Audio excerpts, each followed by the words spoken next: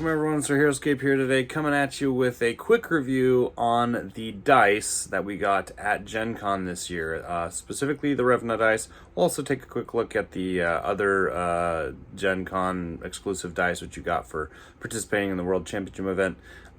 We'll talk about a couple things, how they look, how they feel, just discrepancies and concerns and things like that. We'll all get into it. So yeah, we'll do that here just in a minute. Just before we do, of course, if you're still planning on buying Heroscape, supporting the channel in the description through my affiliate link would be great. Many of you have. It's awesome. You guys are great. Awesome. Yay, get that out of the way. Let's get into checking out the dice.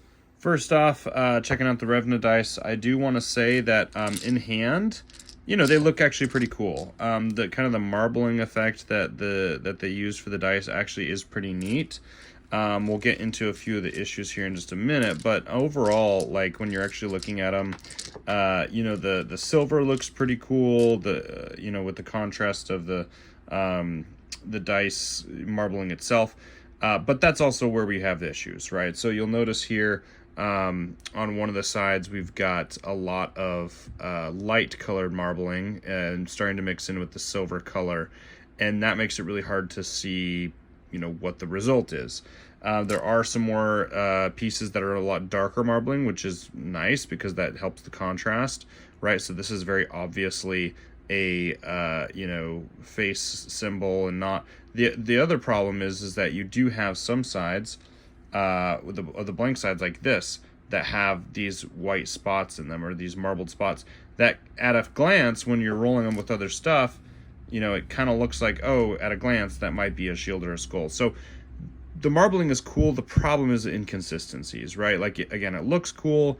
The inconsistencies do create opportunity for screwing up between a skull or a shield. But that's only because these are not painted. And that's the biggest pet peeve for myself and others. So feedback, I know Renegade's heard this from other people's feedback already, but I'm just officially documenting it in a nice little short review. But you have to have them painted. You know, skulls and shield sides have to be painted if you're going to provide dice. If they're not going to be painted, then go ahead and provide the sticker sides like you did for the Valkyrie dice. Now, that's not ideal, but you know, if you're going to etch something, it has to be painted with skull and shield, because the problem is when you roll a bunch of these, you have to stop, you have to check, and you say, okay, 1, 2, you have to actually stop yourself and count, say, okay, I rolled 4 while I was attacking, boom, right? When you roll again, you're like, oh shoot, okay, so 1, 2, 3, and it takes honestly a couple extra seconds just to see what you rolled. And some you're defending, same type of thing. You roll for your defense, you're like, okay, at a glance, shield, shield, shield, shield, right? Because you're checking each individual one, and sometimes you screw it up. Sometimes you don't see it. Sometimes you're just gonna roll and not really know what you're gonna roll, right? Now this, it takes me a second. I roll 3 and 3, you know, 3 symbols, 3 shields. This time I'm rolling 2, right? So I got 2. So it makes it a little bit longer to actually take time to check which, and you almost have to divide them out. Like, that's actually what I would do sometimes in my mind. Is like, okay, let's, you know, separate these. So that's 3, attack of 3, right? Whereas with normal dice that you're rolling, you don't have that issue. Now, I actually have gone ahead and painted a second set of dice that I got. And it does help. You can see now the sides that have a lot of red, it almost blends again, so it doesn't necessarily solve the issue, because now the blank side sometimes can get you know, mixed up, but it is better. I think overall it is better, especially the blue sides. I mean, that's very obviously 2 and 2, right? Like, regardless of whether or not this is a skull or a symbol, I mean, it is difficult to tell at a glance, but the blues make it very obvious, right? And so, you know, you just make it very obvious what you're rolling. 1 defense, you know, 2 defense, right? 1 defense. Now, when you're attacking, you still have the issue of the attack and the blank side being too similar. One of my biggest pet peeves about these dice that just really irks me is that these are declared on the box and in production and marketing as Revna dice. these are not Revna dice. These are battle dice. These are attack dice. These are Heroscape dice. These are not Revna dice. There's nothing about this that tells me this is Revna. I don't care that it's marbled in the colors similar to Revna. These are not Revna dice. The distinguishing factor of a Valkyrie dice is the Valkyrie symbol. There is no Valkyrie symbol. There is a blank side on these dice. The Valkyrie dice that we got before had the blank side as the symbol side. Now, the symbol on the blank side was intended for special abilities back when they first did the Crest of the Valkyrie dice sets. That doesn't mean you have to have the symbols for, or that doesn't mean you have to design Revna or other, future AOA designs with symbol side abilities. But to remain consistent, you really do need a symbol side to, if you're going to declare this as the Revna dice. Personally, I don't consider this Revna dice. I just don't. These are battle dice. Because, again, there's nothing that tells me this is Revna. There's a blank symbol, and the attack and defense are exactly like the normal attack and defense sides, and these are just a cool marbled colored dice, okay? So, that's my biggest pet peeve in my feedback to Renegade is, give us the Valkyrie symbols if you're going to call them Valkyrie dice. Otherwise, call them something else like combat dice. And the other issue with that is that you have these battle dice that have a non-etched side, okay? Now, that worked for the original Heroscape because they were just printed or stickered on, and so the dice was equal on all sides. When you have an etched dice, you can't not etch one side. That inherently makes these incorrectly balanced. Now, I haven't done a test yet, so maybe I'll do that here in a minute to see if we can get any proof to that hypothesis. The dice are fine overall other than that, but also those are some pretty major issues I see. The D20 is fine, but yeah, you run into issues where it's like you painted it silver and you have silver marbling all over half of the numbers here. It just makes it terrible to try and figure out. You roll it, and I mean, right now from this angle, I have no idea. My guess would be a 9. Is that what I rolled? Okay, I guessed right. Still, I mean, that's obvious. That's a little easier. Okay, there we go. Actually, I looking at this through the lens, I cannot see that. What is it? A 3. Ha! I would not have guessed that. Wow. From here on the lens, 12? 16. Dang. Okay. Anyway, you get the idea. So my point is that yeah, the marbling's causing issues. The material not taken out on the blank side is issues. Not having the symbol is issues. I don't like a lot of those aspects of the dice. Another thing is the feel. Overall, these are a really good size. I will say that is good for them, is that I do like the size of them. If you compare them to like a custom dice that we get through like going to events for community events, they're the same size. So 16 millimeter, which is perfect. I think 16 millimeter is the perfect combat dice size. And so they match the combat dice size, which is great. The issue I find with these is they're super light. They're hyper light. I don't like really light dice. I like a little bit more of a heavy dice. It doesn't have to be a metal dice. Metal dice is probably a little bit too heavy, but this is like really, really light material. So something a little bit heavier, which actually brings us to the championship dice, which have similar issues, but not as many. This is actually a heavier material, it's slightly, not by a lot, but slightly. You can see it's like a translucent resin, which I think is actually really pretty cool.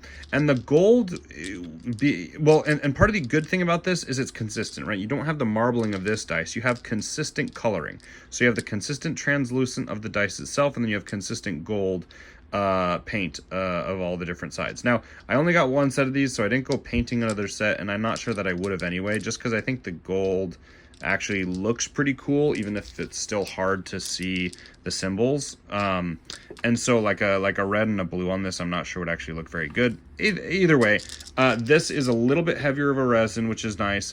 It still is difficult to tell between the skull and the shield because they're painted the same. So similar issues there, but the symbol side is a lot more obvious. again, because there's no marbling issue. So I do like this dice set better than the Revna dice that they made. I think these are, again, it takes you a minute to still differentiate, but overall are a lot better.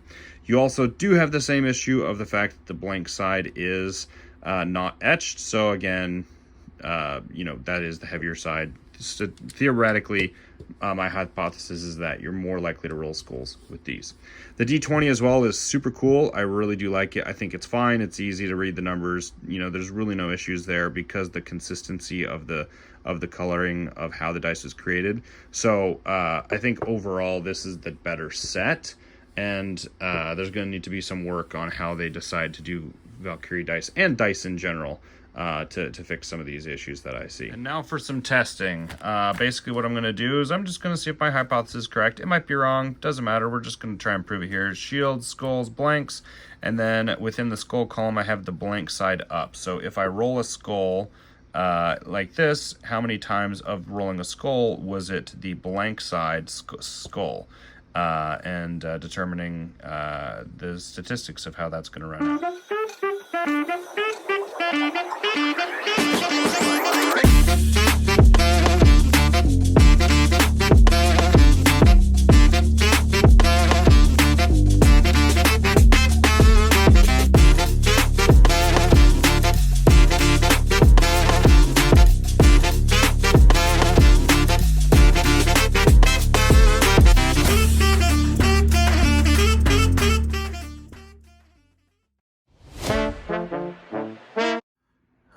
Well, it never hurts to be wrong. So I did a quick little 135 dice roll with the dice, and 65 of those were skulls, 50 of those were shields, and 20 of those were blanks. Now that comes out to about 48% skulls attack, 37% shields, and 15% blanks, which pretty close. I mean, there's nothing statistically significant about that other than that's right about exactly what you'd expect. I mean, the defense was a little bit above what you'd expect, 33%, right? So it's a little bit higher. The attack is just slightly lower. You'd expect 50. It's at 48. And then the blanks are expected about 16, 17%. It's at 15. So, I mean, the distribution is really exactly what you'd expect for, a balanced dice. So I don't think, my hypothesis was very accurate. Additionally, I also marked how many times the blank side was the skull side. Now I got 21 of those, so that's really a third, which is a clear indication that if there are 3 sides, right, of a dice that have skulls on them, if there's 3 sides, then you'd expect a third of the time one of those sides to be rolled for the skull. Now there's one way to find that out, and that's literally marking how many times the blank side was on the ground, because our hypothesis was that was going to be the heavier side, so that this would end up being the most rolled significantly. Well, I mean, it's possible there is statistic significance if you do hundreds or thousands of dice rolls, but I don't think it's significant enough to really make a difference. I mean, I rolled 135 times, and in that time, it all bore out just about what you'd expect. 21 is about a third. There's 3 sides that are skulls, so the fact that it wasn't, above average is significant, I think, because it basically proves my hypothesis wrong.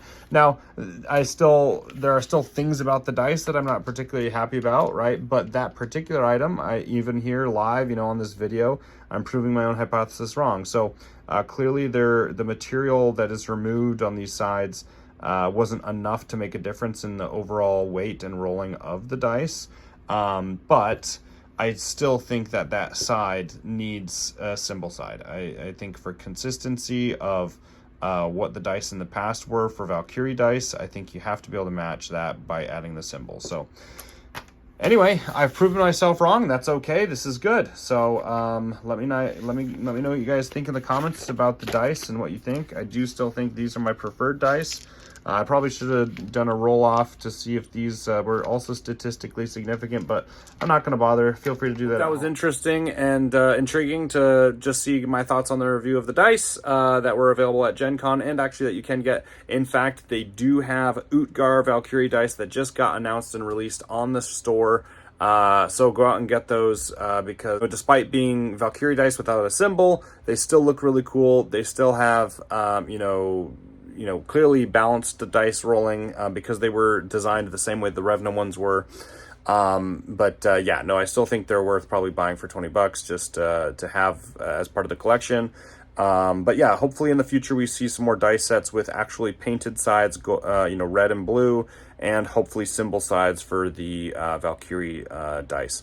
As well, it would be really cool to just have custom, dice sets. I mean, right now they're kind of doing just kind of your generic, combat dice. It would be really cool if they had unique custom dice for future events, kind of like they did with the championship dice with the gold. That was pretty cool. But, like unique symbols and sign and things like that, I think would be really cool. We'll see what they come up with, but I think dice accessorizing and other accessorizing is a great way to get Heroscapers excited. People like myself who've been around for a really long time love having unique, fun little things like that, and so I'm excited to see what they come up with. But anyway, thank you guys for watching. We will see you guys next time.